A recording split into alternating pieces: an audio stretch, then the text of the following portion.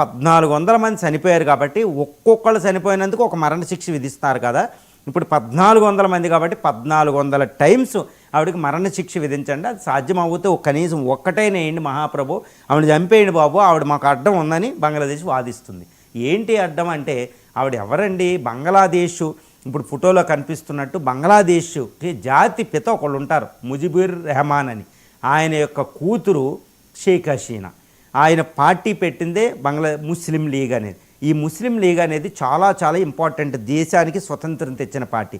ఆ పార్టీని బ్యాన్ చేయడం జరిగింది. ఇంకొక పార్టీ బంగ్లాదేశ్ నేషనలిస్ట్ పార్టీ, అది ఇప్పుడు అది కూడా పోటీ పడుతుంది. ఇంకొక కొత్తగా ఒక పార్టీ బ్యాన్ చేసింది, దాని పార్టీ పునరుద్ధరించింది అనమాట, రివోక్ చేసింది ఇప్పుడు యూనస్ ప్రభుత్వం. ఆయన ఎవరు?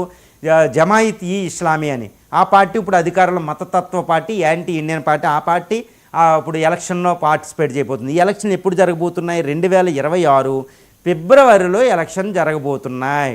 ఇప్పుడు తాత్కాలిక ప్రభుత్వం మహమ్మద్ యూనస్ ఆధ్వర్యంలో ఈ ఎలక్షన్ జరుగుతున్నాయి. ఆర్మీ కూడా దీనికి అగ్రీడ్. మరి ఈ ఎలక్షన్లో ఈవిడ షేక్ హసీనాని అసలు పార్టిసిపేట్ లేకుండా చేయడం, ఈవెన్ ఇండైరెక్ట్గా కూడా ఆవిడకి అసలు ఆనవాళ్ళు లేకుండా చేయడం అనమాట.